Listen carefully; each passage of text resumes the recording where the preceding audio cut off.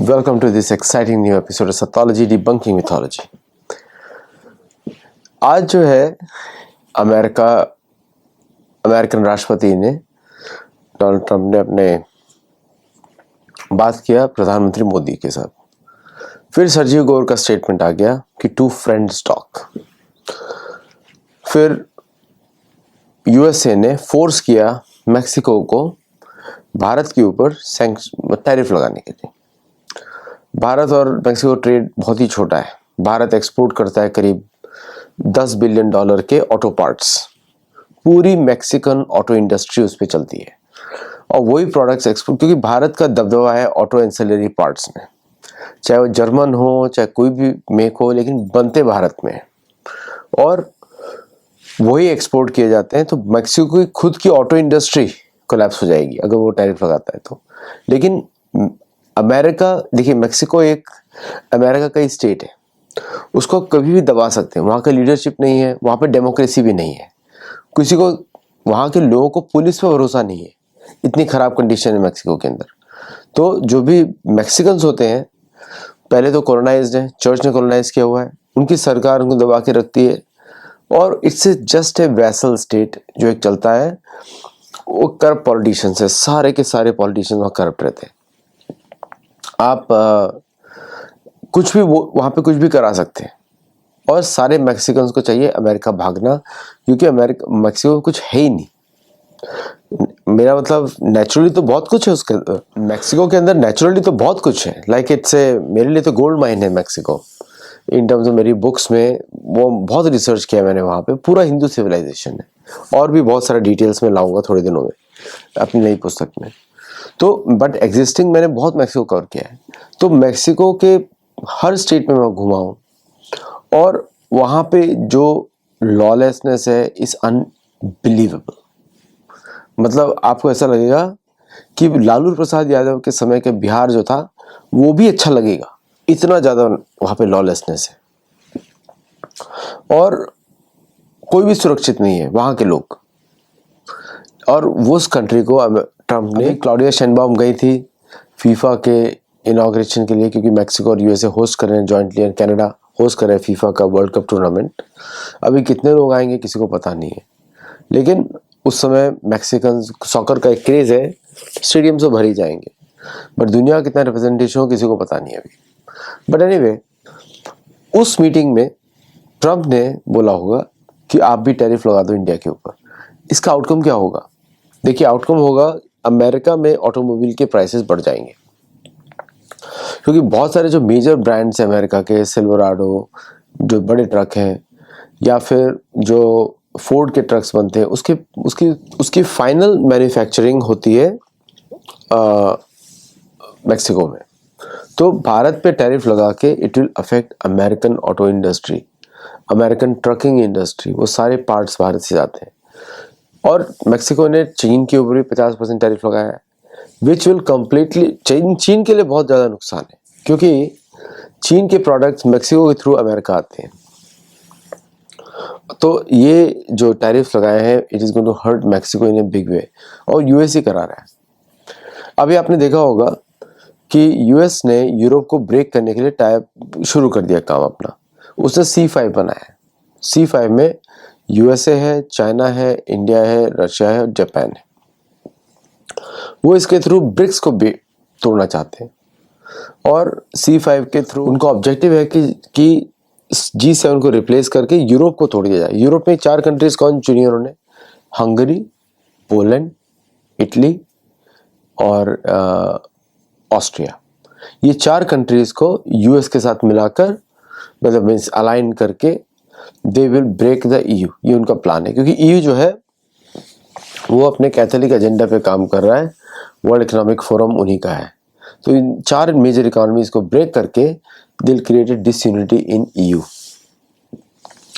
3 तारीख को यूरोप ने अनाउंस किया कि वो रशिया कोई ऑयल इंपोर्ट नहीं करेंगे। 10 दिसंबर को ट्रम्प ने बोला कि वो EU को they will remove all restrictions from Russian gas to be imported into Europe.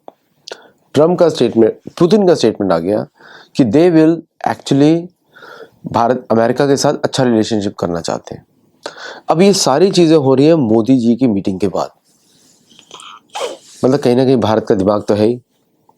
फिर यूएसए ने क्या किया, पाकिस्तान को अराउंड $686 मिलियन का प्लेन्स को अपग्रेड करने का पैकेज भेजा, और 92 प्लेन्स का टोटल ऑर्डर है वो, मतलब कि रिप्लेनिश भी किया जाएगा नए F-16 से या फिर नए F-35 से भी। Just imagine, just mark my words, okay, उससे भी किया जा सकता है। प्लस यूएसए ने नीदरलैंड्स को बोला आप बांग्लादेश को एडवांस शिप सप्लाई करो। इटली को बोला कि आप बांग्लादेश को टॉर्नेडोज बेचो 12, और पाकिस्तान को उन्होंने खुली छूट दी टू एक्ट फ्रीली। तो इसका मतलब ये है कि भारत के चारों ओर अमेरिका की नई षड्यंत्र शुरू हो चुकी है। These are the public news. अब इसमें हमारा पॉइंट बताता हूं मैं कि अब मतलब कहीं ना कहीं तो भारत ने संकेत दे ही दिया होगा कि आप जल्दी जल्दी अपने कॉन्ट्रैक्ट्स खत्म करो इन कंट्रीज में, बांग्लादेश में और पाकिस्तान में, और आप अपने कॉन्ट्रैक्ट्स खत्म करो बिकॉज हम उनको will take care of them. कि भारत को अपनी सुरक्षा के लिए कुछ करना ही पड़ेगा बिकॉज ऑफ एक्सेसिव जो जियोपॉलिटिक्स बदल रही है, अमेरिका सिकुड़ रहा है, तो उन्होंने बोला होगा कि आपको जो बेचना अभी बेच दो, बाद में शायद आपको चांस नहीं मिले, ये इसलिए हरी कर रहे हैं। फिर वो मोदी जी से बात करते हैं, वी आर फ्रेंड्स। अब सर्जी गोर को आपको मालूम ही है, रशियन ज्यू converted into Catholicism in USA. अब उसकी लॉयल्टी किसको होगी मुझे पता नहीं, आप ही गैस कर सकते हैं। Russian Jew means total loyalty to Russia, total. तो कैथोलिसिज्म उसके लिए चोंगा है, आप समझ रहे हैं।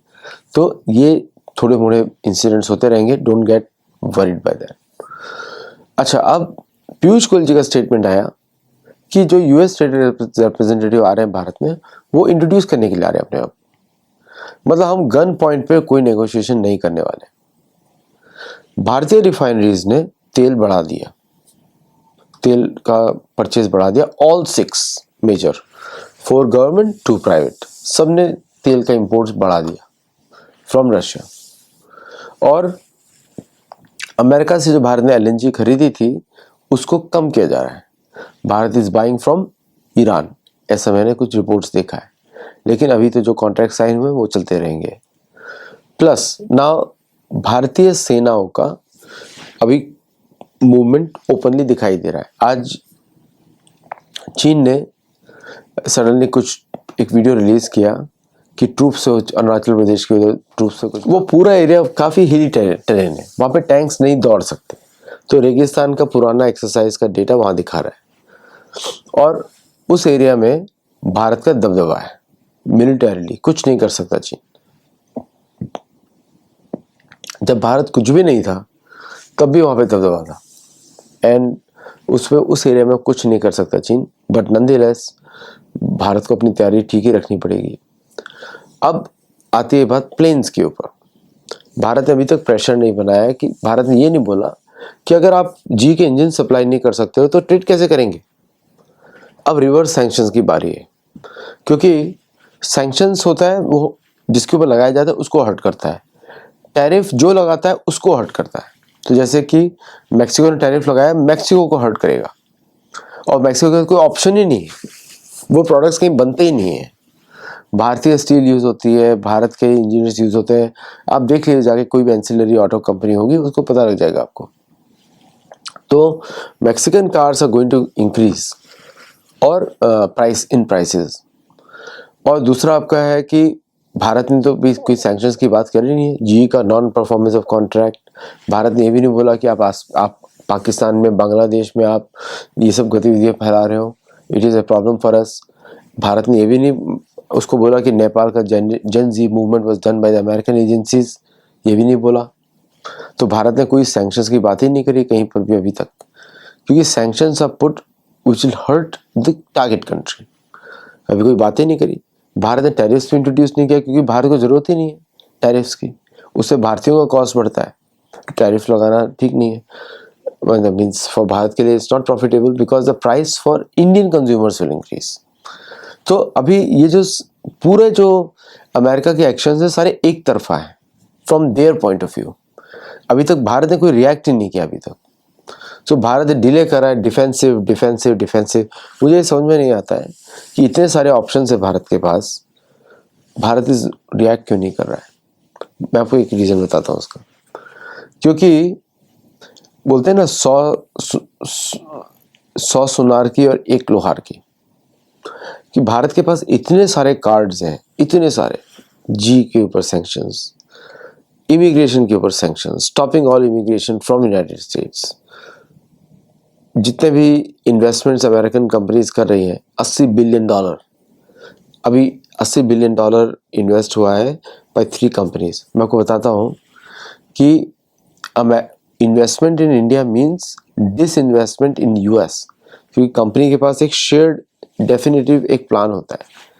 वो भारत के लिए बहुत इंपॉर्टेंट भी है फॉर जॉब क्रिएशन, क्योंकि भारत को जॉब क्रिएशन की भी देखनी पड़ेगी, नहीं तो वो सब करना ही पड़ता है। उधर में सरकार को कुछ बोल नहीं रहा हूँ, मेरा बस इतना बोलना है कि आप फॉरेन की कंपनीज के एआई और ये सब लेकर आएंगे, वापस वो टैलेंट लेंगे आपसे विद इन इंडिया।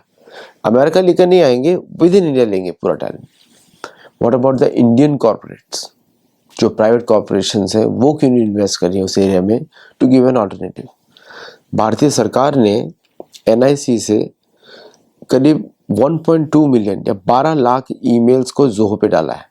तो ऐसा नहीं कि भारतीय सरकार वो काम नहीं कर रही है फॉर ए रिलायबल पार्टनर, लेकिन बाकी एरियाज में we have to work very hard.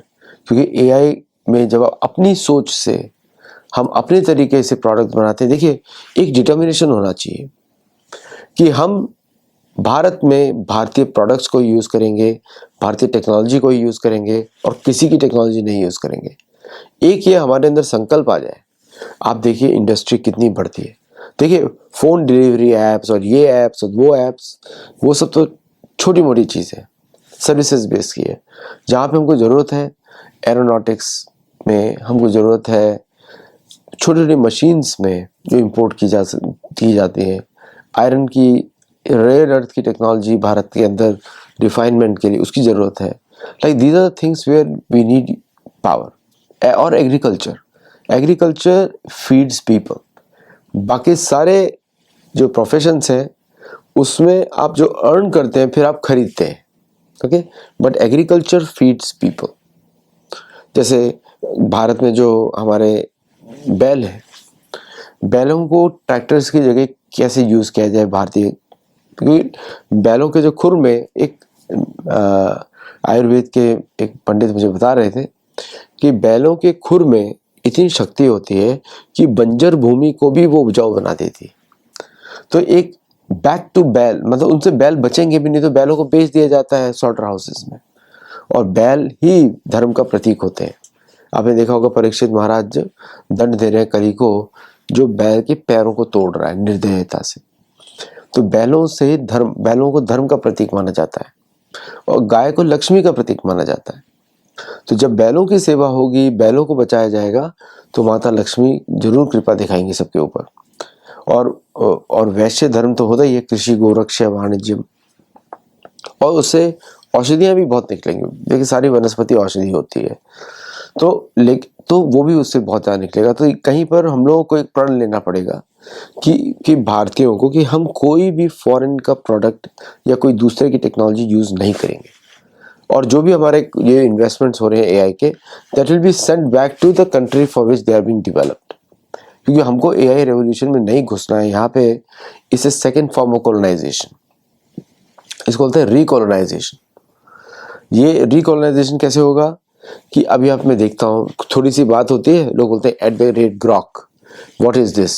मैं आपको बता रहा हूँ, उसकी जगह आप लाइब्रेरी में जाइए, मेरी पुस्तकों को भी आप देख सकते हैं, और दूसरे की पुस्तकों को जाके पढ़िए, और उसमें पता लगे क्या सच था। एंड देन ग्रॉक को मत पूछिए, क्योंकि ग्रॉक आपको अब्राहमिक तरीके से रिप्लाई करेगा, वो हमारी सोच से नहीं बना हुआ है। चैट जीपीटी आपको अब्राहमिक सोच से डिवाइड करेगा। बच्चों को हमको बोलना पड़ेगा, बेटा चैट जीपीटी आप मत यूज़ करें। चैट जीपीटी से आपकी बुद्धि में जो बोलते हैं ना विवेकशीलता में कमी आती है। आप ये नहीं चेक कर सकते क्योंकि उसमें ईजी कर दिया हर चीज़, लेटर लिख दो, ये कर दो, वो कर दो, and then we will you put your own brain. मैं अपने बच्चों को भी ये बात बोलता हूँ। आजकल मैं देखता हूँ उनका सारा काम जो होता है सिंपल सा लेटर चैट जीपीटी से कॉपी पेस्ट फिर उसको मॉडिफाई कर देते हैं। हमारे समय में हम लोग पूरा लेटर खुद लिखते थे, रेज्यूमे का इंट्रोडक्शन लेटर, रेज्यूमे हम बनाते थे, हफ्ते में 3-4 बार बनाते थे, है ना। तो this is how we used to work in the past. और चैट जीपीटी वो विवेकशीलता को खत्म कर देता है। तो जो क्रिएटिविटी जो आनी चाहिए थी शब्दों, बिकॉज शब्दों में शक्ति होती है। जो व्यक्ति ज्यादा शब्दों को प्रयोग कर सकता है वो उसी को बुद्धिमान माना जाता है, क्योंकि उसके ऑप्शंस हैं अभी हर इमोशंस को एक्सप्रेस करने के लिए, है ना। तो इसलिए मेरा एक बचपन का मेरा शौक था, लोग बोलेंगे काफ़ी बोर व्यक्ति है, मैं डिक्शनरी बहुत पढ़ता था। मुझे बहुत शौक है डिक्शनरी पढ़ने का, शब्दों को देखता रहता हूँ अनेक अनेक भाषाओं के, और उसको मैं पढ़ता रहता हूँ। वो मेरा पर्सनल हॉबी है। अभी जब से मैंने संस्कृत हिंदी की डिक्शनरी ली है, I have learn so many words from that dictionary itself इन संस्कृत में, और फिर बाकी भाषाओं की भी डिक्शनरी में पढ़ता रहता हूँ। तो इस तरह की आदतें हमको डालनी पड़ेंगी to remove the bad impact of the AI से हम लोग लेजी बनते जा रहे हैं और आईक्यू लेवल उससे कम होगा।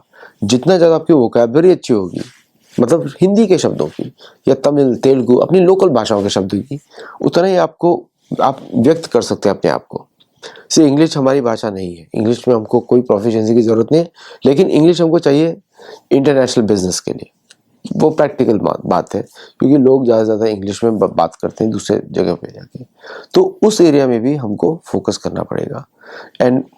और उस एरिया में अगर हम फोकस करेंगे और प्रण बनाएं कि हम अपने प्रोडक्ट्स बनाएंगे, हम अपने एआई के प्रोडक्ट्स बनाएंगे, हम अपना एआई बना के वो अपनी तरह से चलेगा। आईआईटी बॉम्बे का एक प्रोजेक्ट भी चल रहा है, लेकिन वो टाइम कितना लगता है प्रोग्राम मैनेजमेंट, प्रोजेक्ट मैनेजमेंट में, तो उस एरिया में भी हमको थोड़ा काम करना पड़ेगा कि टाइमलीनेस में कंपटीशन के थ्रू अगर दुनिया एआई के रेवोल्यूशन में भारतीयों से जाके नहीं जानी चाहिए, बिल्कुल नहीं जानी चाहिए।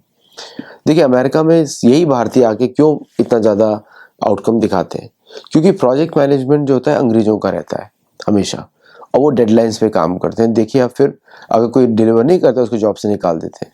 शायद उस बेस्ट प्रैक्टिस को हमको फॉलो भी करना पड़ेगा कि प्रोग्राम मैनेजमेंट में हम अपने तरीके का प्रोग्राम मैनेजमेंट बनाएं, प्रोजेक्ट मैनेजमेंट बनाएं। बड़ी क्लासिकल स्टडीज है, डिब्बा वाला, बहुत सारी सर्विसेज भारत में चलती हैं जो कि manage by Indians, created by Indians और done by Indians, executed by Indians. तो हमारे पास स्किल्स तो है बिकॉज वी आर डिलीवरिंग, और आजकल तो भारतीय रहते हैं प्रोजेक्ट मैनेजर्स, बट वो एक वेस्टर्न मॉडल पे काम कर रहे हैं। We need to come up with our own model. जैसे मैंने एक बिजनेस मॉडल बनाया है, Vanik model for the new startups, which is based on Mahabharat. Mahabharat में किस तरह वणिक लोग काम करते थे उसके ऊपर मैंने बनाया। तो नाउ इस तरह का हमको अपने खुद के मॉडल्स बनाने पड़ेंगे एंड खुद के प्रोडक्ट्स भी बनाने पड़ेंगे। टोटली एक प्रण अगर हो जाए ना कि मुझे यूज करना ही नहीं है कोई दूसरा प्रोडक्ट, हमको भारतीय प्रोडक्ट यूज करें। अगर हम वर्ड प्रोसेसिंग करेंगे तो जोहो का ही यूज करेंगे, अगर सोशल मीडिया यूज करेंगे तो सिर्फ अरटा ही यूज करेंगे। Once we make that vow, फिर आप देखिए changes will begin from India. Plains में अभी आप देख रहे हैं प्लेन के इंजन का कितने मारामारी चलता है।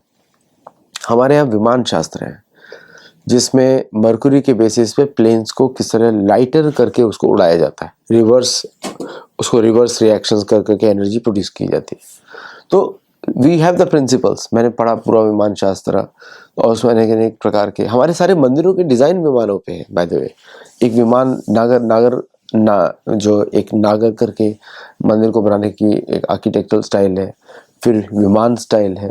तो ये सब हमारे मंदिर के शिखर है, सारे विमान के स्टाइल बने हुए हैं। तो now it's time for us to put our own brains, जैसे कि हमने बाकी जगह भी हमने अच्छा किया है। तो this is place we need to satellites में, we are master in satellites और कम्युनिकेशन में। और कहीं ना कहीं भारतीय सरकार को डिनायल भी करना चाहिए, वे टू काउंटर। ऐसा नहीं कि तुम भी बनाते रहो, बांग्लादेश की कैपेबिलिटीज जो बढ़ रही हैं भारत के लिए खतरा है, पाकिस्तान की कैपेबिलिटीज बढ़ रही है भारत के लिए खतरा है। तो कहीं पे हमको सैंक्शंस, ये पॉलिसीज भी डालनी पड़ेंगी ताकि वी कैन कंट्रोल, नहीं तो एक तरफा चलता रहेगा।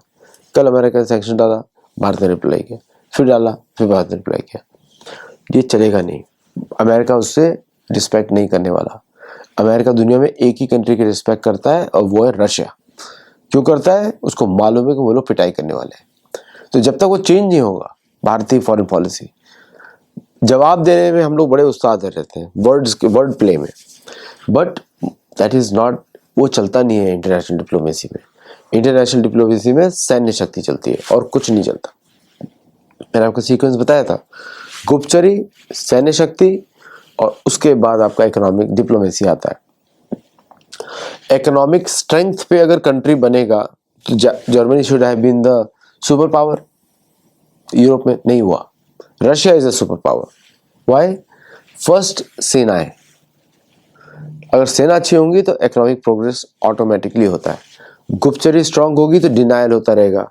नो, अगर अमेरिका बोल सकता है fortress America, nobody around America, तो हु स्टॉप्स इंडिया टू से कि भाई बांग्लादेश में न रहो, पाकिस्तान में न रहो, डियो गार्सिया से निकल जाओ। व्हेन विल हम बात करेंगे उस तरह का? वो तो हमने प्रूव ही कर दिया, डियो गार्सिया तो लंका था, बांग्लादेश भारत का पार्ट था, पाकिस्तान भारत का पार्ट था। When will you do? Myanmar Bharat का हिस्सा था, थाईलैंड, कंबोडिया, ये सब भारत के इश्यूज हैं। अब दो हिंदू देशों में लड़ाई हो रही है, थाईलैंड और कंबोडिया में, तो why India is not talking? ये मेरा प्रश्न है। हम क्यों नहीं बोल रहे कि हिंदू क्षेत्र है, मंदिरों पर लड़ाई ना हो, हमारे मंदिर टूट रहे हैं? एक स्टेटमेंट भी नहीं है फॉरेन ऑफिस का, external affairs minister of India का, है ना? तो ये सब विषयों पे हमको बात करनी पड़ेगी और then people will take us seriously. अभी तो इंडिया अपनी तरफ से जवाब दे रहा है, but this is too timid, बहुत ही हल्के जवाब है और उसको अमेरिका बिल्कुल रिस्पेक्ट नहीं करेगा उस बात की, और हमको चाहिए भी नहीं वो रिस्पेक्ट करे। But our response should be like Bharatvarsh, like भरतवंशियों का देश, कुरुवंशियों का देश, है ना, पांडवों का देश, उसके हिसाब से बात करनी चाहिए, मौर्य वंश का देश।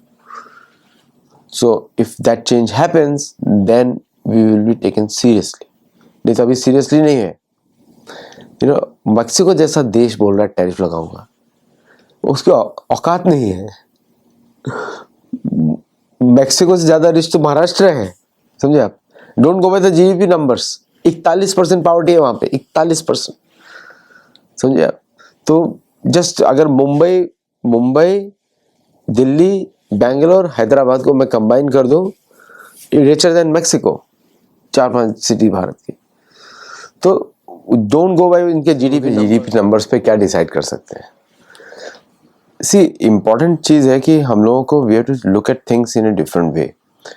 अमेरिका में जो इस समय चल रहा है वो एक्चुअली एक इमरजेंसी स्टेप्स हैं उनको मालूम है डॉलर का कंजम्पशन रुक रहा है, तो कभी वो C5 बनाते हैं, कभी C4 बनाते हैं, कभी वो G7 को तोड़ना चाहते हैं, कभी G20 को तोड़ना चाहते हैं। These are desperate steps. Mexico को एक मोरा करके यूज़ किया अमेरिका ने, अभी ये पूरा साउथ अमेरिका यूज़ करेगा, बिलीव मी। तो वेनेजुएला के ऊपर तो उन्होंने एक्शन बंद कर दिया, डर लग गया, क्योंकि न्यूक्लियर सबमरीन रशिया की भी खड़ी हुई है और बाकी भी खड़ी हुई। देखिए, जब तक कि भारत की जो सैन्य शक्तियां हैं उनका जो है अपने बैकयार्ड में तो पूरा कंट्रोल होना चाहिए भारतीय, वो तो है ही, भारत का कुछ है, लेकिन यूरोप, नेदरलैंड्स क्यों आके बेच रहा है बांग्लादेश को? यूरोपियन क्यों बेच रहा है टाइफून? उस पर भारत ने क्यों नहीं ऑब्जेक्शन उठाया? हमने सॉवरेंटी को बड़ा सीरियसली ले लिया है। सॉवरेंटी शुड नॉट, मतलब क्या बोलते हैं, नारद मुनि बोलते हैं कि राजा को आज के समय से दुश्मनों की शक्ति बढ़ने देना नहीं चाहिए और भारत के जो सीमावर्ती क्षेत्र हैं उस पर पूरा कंट्रोल भारत का होना चाहिए, क्यों कोई भी वेपन्स ना खरीद पाए। नेशन स्टेट का सॉवरेंटी वाला हिस्सा नहीं चलता है। कहीं ना कहीं भारत को उस पर रीड की ड्यू मतलब बनानी पड़ेगी कि भाई cannot arm Bangladesh, cannot arm Myanmar, cannot arm. चीन को भी बताना पड़ेगा कि चीन और भारत तो लड़ सकते हैं, नेबर्स हैं, चलो ठीक है, लड़ाई हो जाएगी, लेकिन why Europe should be get involve? अगर यूरोप बांग्लादेश सप्लाई कर रहा है, why not we start arming Algeria? चलो हम सपोर्ट करते हैं अल्जीरिया को।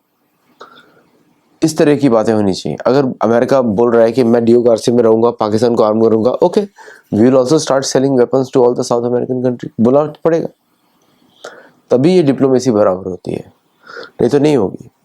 सो जैसे टर्की को भारत ने बड़ा अच्छा सबक सिखाया। लोग मुझे पूछ रहे थे कि क्या प्रूफ क्या है। वो न्यूज़ रिलीज हुई थी, फिर उसको हटा दिया गया। मैंने उसको पढ़ा था, फिर वो हटा दिया गया। Okay, that is the truth.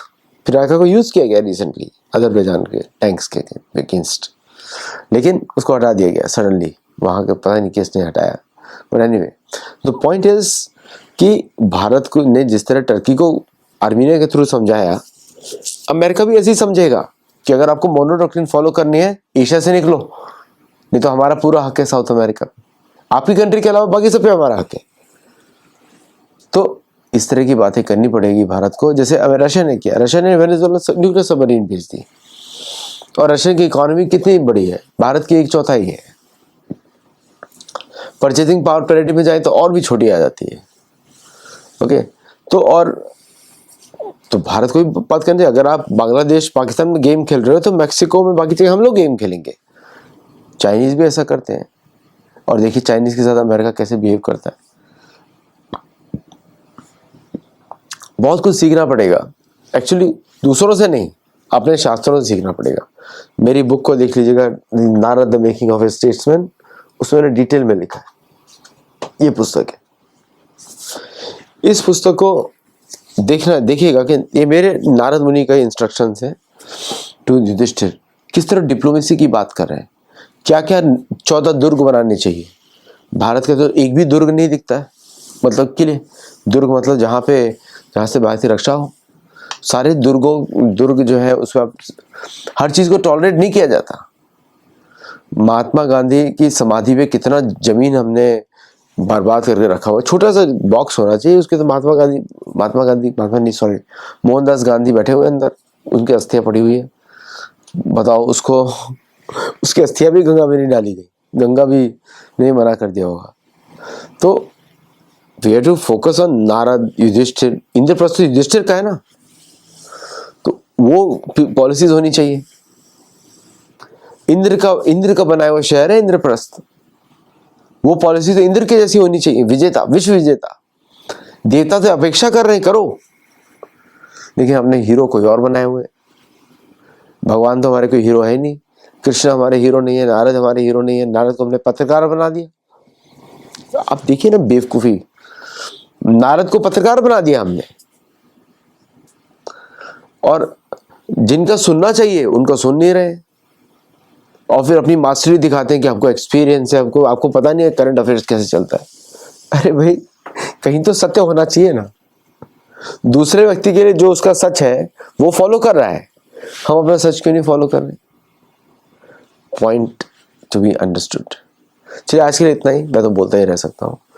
Thank you all for joining. Do like, share, subscribe and let me know your feedback. नमस्ते एंड जय जगन्नाथ। हमारे मेंबर्स बनिए, हमको सपोर्ट करिए, और हमारे गुरुकुल में जरूर जुड़िए, ताकि हम शास्त्रों के माध्यम से देखना दुनिया को शुरू करें। Thank you.